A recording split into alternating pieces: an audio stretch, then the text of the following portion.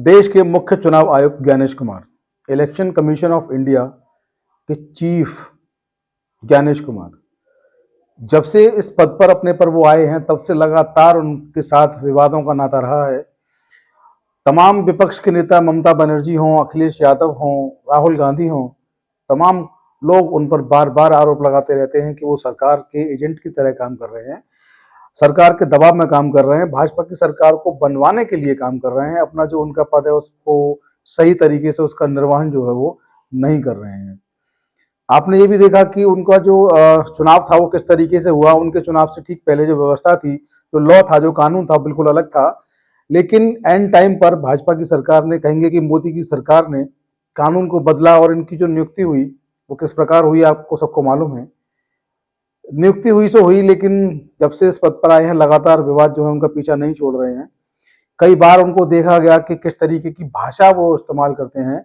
अभी कुछ दिन पहले की बात है, आप लोगों ने सोशल मीडिया पर, प्रिंट, इलेक्ट्रॉनिक, हर जगह मौजूद था, आप लोगों ने देखा होगा कि टीएमसी के एक बड़े नेता को उन्होंने गेट लॉस्ट भी बोल दिया था।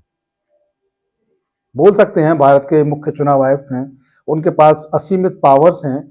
और चूंकि पश्चिम बंगाल में चुनाव चल रहा है, तो बंगाल में जब चुनाव चल रहा है तो ऐसे में चुनाव आयोग जो होता है वो सर्वोपरि हो जाता है और उसके पास बहुत सारी शक्तियां होती हैं, वो चुनाव के समय में और आ जाती हैं, तो बोल सकते हैं। लेकिन उनको जो उनका पद है उसकी जो गरिमा है उसका भी उनको ध्यान रखना चाहिए। इस तरीके की भाषा जो है उनको नहीं बोलनी चाहिए। तो देखिए, आईएएस अधिकारी की साहिब को खरी खरी ईसीआई ज्ञानेश खेवड़े हो सड़कम। थंबनेल आपने देखा, आप लोग सोच रहे होंगे कि आज ऐसा क्या होने वाला है। तो मैं आपको बता दूं कि election commissioner of India Gyanesh Kumar, कुछ ऐसा हुआ है कि जो लगातार चर्चाओं में बने रहते हैं और इस घटना के बाद से वो और बड़ी चर्चा में आ गए हैं। मसला है पश्चिम बंगाल से जुड़ा हुआ, पश्चिम बंगाल के चुनाव से जुड़ा हुआ। बंगाल का चुनाव चल रहा है और बंगाल के चुनाव में जैसा कि जो सीनियर अधिकारी होते हैं, तमाम लोगों की ड्यूटी चुनावों में लगती है। यूपी के रहने वाले एक यूपी के कैडर के अधिकारी यहाँ पे उत्तर प्रदेश में, जो कि उनके पास एक बड़ा ओहदा है, उत्तर प्रदेश की सरकार में सचिव हैं लखनऊ में, आईएएस अनुराग यादव। मीटिंग चल रही थी, उनको ड्यूटी पे वहां लगाया गया है। उनके साथ जिस तरीके से उन्होंने बात की, अनुराग यादव भड़क गए और अनुराग यादव ने भरी मीटिंग में ही उनको कह दिया कि आप इस तरीके की बात, इस तरीके की जो भाषा है वो हमारे साथ इस्तेमाल नहीं कर सकते, आपकी भाषा गलत है, इस तरीके की भाषा आप हमारे साथ इस्तेमाल नहीं कर सकते।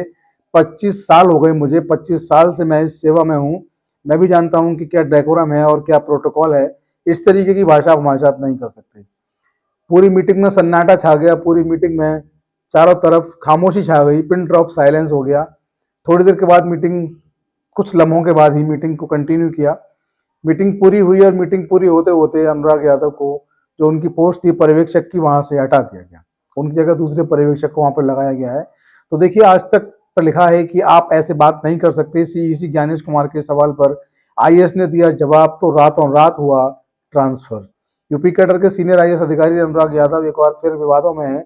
पश्चिम बंगाल के कूच बिहार के चुनाव पर्यवेक्षक के तौर पर तैनात यादव को मुख्य चुनाव आयुक्त से बहस करना भारी पड़ गया है।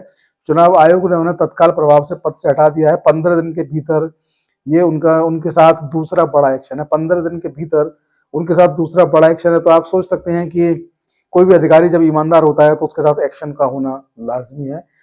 15 दिन के अंदर 2 एक्शन होना बताते हैं कि अनुराग यादव ईमानदार आईएएस अधिकारी है। खैर, ये वक्त तय करेगा कि वो क्या है और क्या करते हैं। ऐसे बात नहीं कर सकते। कौन है यूपी के आईएएस अनुराग यादव सीईसी ज्ञानेश कुमार से भिड़ गए। पश्चिम बंगाल चुनाव को लेकर बुधवार को एक रिव्यू मीटिंग हो रही थी। मीटिंग मुख्य चुनाव आयुक्त ज्ञानेश कुमार ले रहे थे। इस दौरान उनकी यूपी के आईएएस अधिकारी अनुराग यादव से तीखी बहस हो गई। मामला यह था कि अनुराग यादव बंगाल के कूच बिहार में मुख्य चुनाव पर्यवेक्षक बनाए गए हैं। वर्चुअल मीटिंग के दौरान मुख्य चुनाव आयुक्त ज्ञानेश कुमार सभी अधिकारियों से बारी बारी से पूछ रहे थे कि उनके यहाँ कितने पोलिंग बूथ हैं। इसी दौरान जब अनुराग यादव की बारी आई तो उन्हें जवाब देने में थोड़ी देरी हुई। इस बीच चुनाव आयुक्त ज्ञानेश कुमार ने कोई टिप्पणी कर दी। जो टिप्पणी उन्होंने की, उस पर टिप्पणी ये कहा जा रहा है कि वो सही नहीं थी। वो टिप्पणी क्या थी, आप लोगों तक वो शायद पहुंच भी गई होगी। मैं यहाँ पर इस तरीके की बात नहीं बताना चाहता कि उन्होंने क्या टिप्पणी की।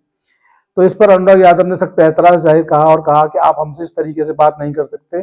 अपने अनुभव का हवाला देते हुए अनुराग यादव ने कहा कि हमें 25 साल हो गए, 25 साल हमने भी सेवा में गुजारे हैं, आप हमसे इस तरह से बात नहीं कर सकते। अनुराग यादव के इस तरह से मुख्य चुनाव आयुक्त को दिए जाने के जवाब के बाद बैठक में सन्नाटा छा गया। फिर दूसरे विषयों को लेकर बात हुई, किसी तरह बैठक को निपटाया गया। इसके बाद उनको जो चुनाव पर्यवेक्षक का पद है वहां से उनको हटाया गया है। हालांकि चुनाव आयोग के एक अधिकारी ने कहा है कि इस बहस की वजह से उनको नहीं हटाया गया, बल्कि वो अपना कार्य जो उसको ठीक तरह से नहीं कर पा रहे थे, जिम्मेदारी से अपना कार्य अपने पद के प्रति वो जिम्मेदारी नहीं निभा रहे थे, इसलिए उनको हटाया गया। लेकिन पूरा देश देख रहा है कि अनुराग यादव को क्यों हटाया गया। भाई इस वक्त जो है सी ज्ञानेश कुमार जी हैं, उनसे आप बहस करेंगे तो निश्चित तौर पर आपको सजा मिलना लाजमी है, और 15 दिन में 2 बार किसी आईएएस को सजा मिलती है तो ये भी लाजमी है कि वो आईएएस का नेचर जो है वो बिल्कुल डिफरेंट है। यूपी में किस पद पर अनुराग यादव की तैनाती, तो बता दें करीब एक सप्ताह पहले ही अनुराग यादव को उत्तर प्रदेश में सोशल वेलफेयर एवं सैनिक कल्याण विभाग की जिम्मेदारी दी गई।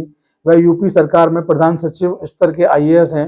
इससे पहले वह आईटी विभाग में तैनात रहे। सूत्रों का कहना है कि पर्यवेक्षक की भूमिका बेहद अहम होती है। चुनाव आयोग के आंख और कान ये अधिकारी माने जाते हैं। यदि ऐसे में उनके स्तर से किसी एक जानकारी में देरी होती है तो ये चिंता वाली बात है। बहुत अच्छी बात है, आपको देश की चिंता है और आप बताते हैं कि सूचना, आपने कोई बैठक हो रही है वहां पर कुछ पूछा गया और वहां पर अगर थोड़ी सी भी देरी होती है तो ये देश के लिए चिंता की बात हो जाती है। बहुत अच्छी बात है। एक अधिकारी ने कहा कि यह कोई सीनियर ऑफिसर कई दिन क्षेत्र में बताने के बाद यह नहीं बता पाए कि वहाँ कितने बूथ हैं, तो चिंता वाली बात है। बहुत अच्छी बात है, पूरे देश को चिंता होनी भी चाहिए कि देश में आखिर चल क्या रहा है, पूरे देश को पता होना चाहिए। और वहीं देखिए कांग्रेस पार्टी और समाजवादी पार्टी, विपक्षी तमाम पार्टियों ने इस पर निशाना भी साधा है।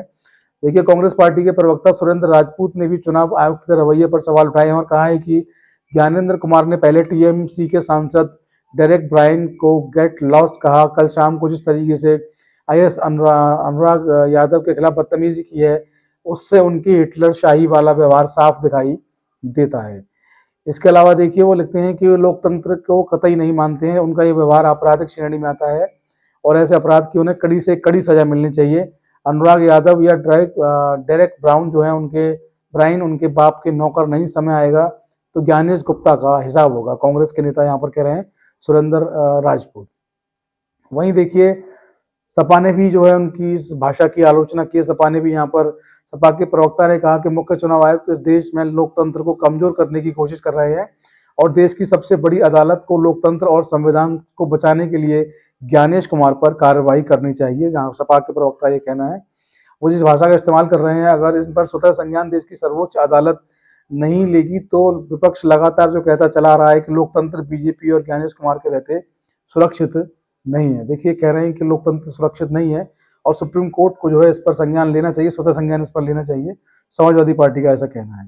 तो देखिए चुनाव आयुक्त हैं, ठीक है, उनका पद है, उनका डेकोरम है, उनका प्रोटोकॉल है, बहुत बड़ी पोस्ट है, पूरे देश में चुनाव कराने की जिम्मेदारी है। इसके साथ साथ जो भाषा होती है वो उनको विशेष ध्यान रखनी चाहिए, क्योंकि जितना बड़ा पद आपके पास होता है उतनी बड़ी जिम्मेदारी, उतनी बड़ी मर्यादा आपके पास होती है और उसी तरीके से आपका व्यवहार भी होता है। आपके व्यवहार में इस तरीके की बातें नहीं होनी चाहिए कि आप सांसद से कहें कि गेट लॉस्ट और एक आईएएस सीनियर आईएएस अधिकारी से भी आप बदतमीजी से बात करें, जो आपसे वो सीनियर आईएएस अधिकारी भी जवाब में ये कहे कि आप हमसे इस तरीके से बात नहीं कर सकते हैं। खैर सोचने वाली बात है उनको। और पश्चिम बंगाल में जो है चुनावों का दौर चल रहा है, आप सब लोग देख रहे हैं। तो आज की वीडियो में इतना ही। आप लोग वीडियो को शेयर फॉरवर्ड करना ना भूलें। जय हिंद, जय भारत, नमस्कार।